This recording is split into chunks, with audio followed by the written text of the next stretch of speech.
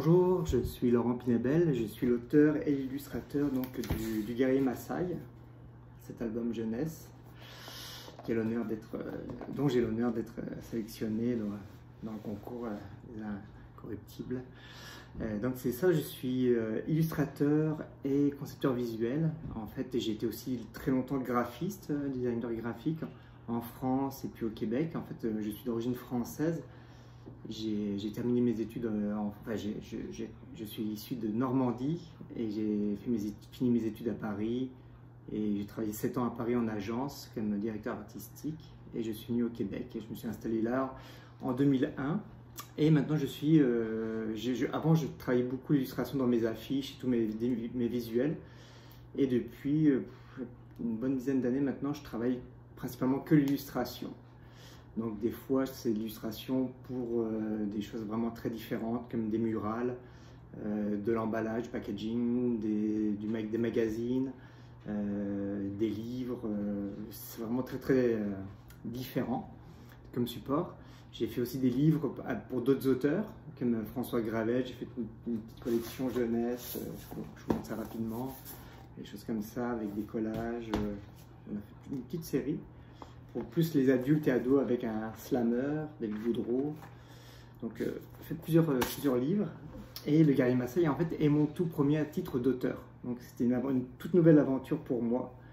Le fait qu'il soit si bien reçu, puis qu'il soit sélectionné, c'est vraiment un grand privilège et un grand honneur. Donc, moi, en fait, qu'est-ce que je pourrais vous dire le fait d'être sélectionné par les Incorruptibles, à la base, je dois avouer que je ne connaissais pas le concours. Ça fait donc 22 ans que je suis au Québec. Et c'est mon éditeur, lors d'un salon du livre, qui me dit « Oh Laurent, ton livre est présélectionné par les Incorruptibles. » Et puis il m'explique un peu le contexte. Et j'ai du mal je suis super honoré, et puis il m'explique de plus en plus, puis en même temps il me dit c'est énorme, mais tu viens de franchir une étape. Il me dit on ne peut même pas vraiment en parler parce que c'est juste une première étape, donc j'ai fait un peu la sourde oreille, j'ai dit ok bon il y a peu de chances que ça aille plus loin, parce qu'en fait le livre il semblait un peu différent par rapport à ce qui était habituellement sélectionné. Et le fait donc d'apprendre que c'était vraiment sélectionné pour être diffusé, là c'était assez incroyable parce qu'entre-temps je me suis renseigné sur ce qu'était le concours, le pourquoi du comment ça s'organisait, etc. Et puis c'est vraiment quelque chose d'assez fabuleux parce que le but quand on fait un livre, moi c'est comme ça que je ressens, c'est qu'il soit partagé, qu'il soit diffusé. C'est le fait qu'il va vivre sa vie tranquillement, il va être prêté, il va être en librairie, il va être dans les écoles, on va l'aimer, on va pas l'aimer, mais on va en parler, ou quelqu'un qui va vraiment l'aimer va le prêter, ou il va dire tiens, va le chercher à la bibliothèque, ou va l'acheter, ou n'importe quoi.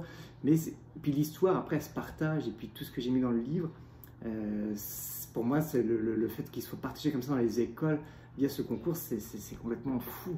Donc merci. C'est vraiment un grand privilège. Donc c'est pas mal ça que je voulais dire merci d'avoir sélectionné le livre. J'espère que vous allez vraiment l'aimer. Puis je vais vous en toucher un petit peu. Donc le processus de création, je vais vous parler un petit peu quand même du livre, parce que même si vous l'avez eu ou lu des choses dessus, pour l'avoir sélectionné, je vais essayer de mettre mes mots dessus. Pour faire une histoire courte, j'ai plusieurs histoires dans le tiroir pour écrire des livres. Et puis, sauf que des fois, ça aboutit pas. Ça aboutit jamais parce que je les laisse. À un moment donné, je suis un peu déçu. Je trouve pas la bonne fin, je trouve pas l'articulation. Et pour le Guerrier, à un moment donné, lors d'une soirée, pour un spectacle, je me suis souvenu du Guerrier Massaï, qui est en fait une véritable statue. Parce qu'il faut savoir que le livre est à 80% vrai. Toute la base est 100% vraie. Et donc c'est une statue ramenée d'Afrique par mon père et qui mesure environ 1,20 m, je dirais, qui est très lourde en bois. Et quand j'étais petit, elle me faisait faire des cauchemars répétitifs très longtemps, toutes mes nuits. et je rêvais qu'elle venait me chercher, etc. Donc ça m'est revenu, comme un traumatisme finalement, que j'avais un peu enfoui.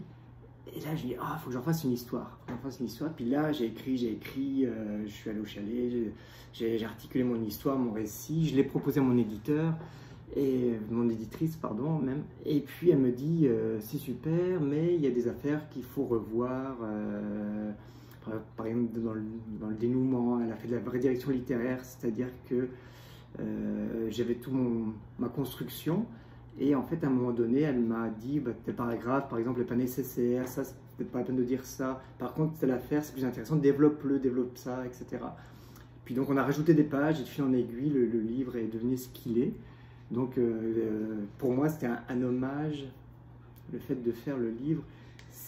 Il y a beaucoup de choses dedans, en fait. Et puis, plus j'y pense, en fait, plus il y a de choses que j'ai mises dedans de façon inconsciente. Mais il y avait l'hommage, évidemment, à mon père qui avait beaucoup voyagé et qui avait ramené cette statue d'Afrique que l'on rapporte habituellement un souvenir. Le guerrier Maasai, c'est un objet en tant que tel. C'est comme quand on prend un voyage, qu'on ramène, là j'ai des petits exemples, on ramène du sable de quelque part, un coquillage, n'importe quoi. Et c'est cet objet-là qui, au final, va nous aider à voyager. Quand on est jeune surtout, même quand on est adulte, ou un cadeau qu'on nous fait. Et donc le fait d'avoir eu ce gros emblème, ce gros guerrier Maasai, très impressionnant, noir d'ébène chez nous, symbolisait tous les voyages que mon père avait pu faire dans la marine marchande quand il voyageait. Donc en fait je raconte tout ça dans le livre.